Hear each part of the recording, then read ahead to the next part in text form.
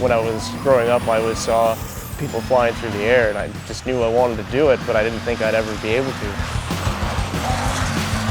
When I do it, I'm like, wow, I made it in life. Always wanted to go bigger and better and faster.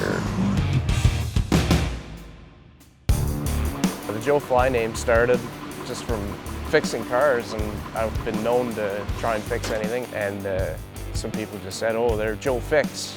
And then if I drove my truck, they'd say, well, Joe Fly, because I was always jumping it.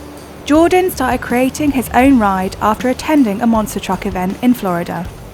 I knew right then that that's what I was going to build. So when we came home, I started researching on how to do it and found out there's no real kit to do it. When I was building it, it started out as just a chalk drawing on the ground. I put the two lines on the ground where the center of the wheels were. All right, I think it could use a couple bars here. And then eventually it was a chunk of frame on the ground. And then from there, I mounted the cab on top of it, and then I built the roll cage inside of it and just kept adding pipes. It was a learning experience. I'd spend the day during work Googling chassis setups, and then I'd stay at work and work on my truck. It took Jordan 3 years of hard work and over $100,000 to achieve the ride of his dreams. It wasn't easy. He and his fiancée had to save every dollar to buy parts. At first, his family was unconvinced, but they've come around, and now his stepdad is one of his biggest supporters. The engine's a 6.6 liter Duramax. What makes my truck different from most others is the fact that it is a Duramax. Most monster trucks have an alcohol engine or a gas-powered engine, and mine runs on diesel. It lacks in the horsepower department sometimes, but what it lacks there, it makes up for in reliability and torque.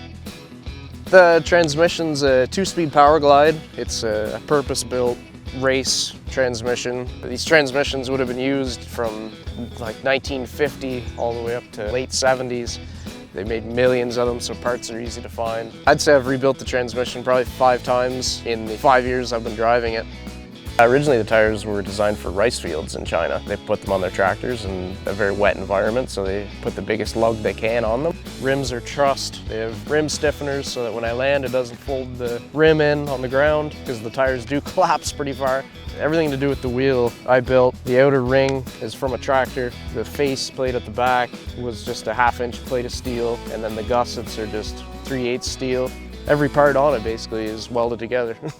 There's not much it can't go over or under or through. You can drive through it. The first time I went big, it was at a local mud park, and everybody was standing there watching and expecting a lot out of me. And I went as fast as I could and hit it, and it landed terrible. It bent 2 rims, it bent the box side, it wrecked a pile of stuff, but I drove away from it and everybody cheered like crazy.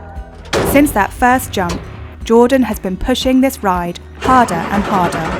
Until you take off, you're kind of just fingers are crossed and you're hoping you're lined up. And then once you're in the air, it's kind of feeling like being on a trampoline. Like you're weightless for a minute and then the landing comes. Probably 60 feet, 70 feet would be the longest jump I've ever done. The bigger you go, the better it seems to land.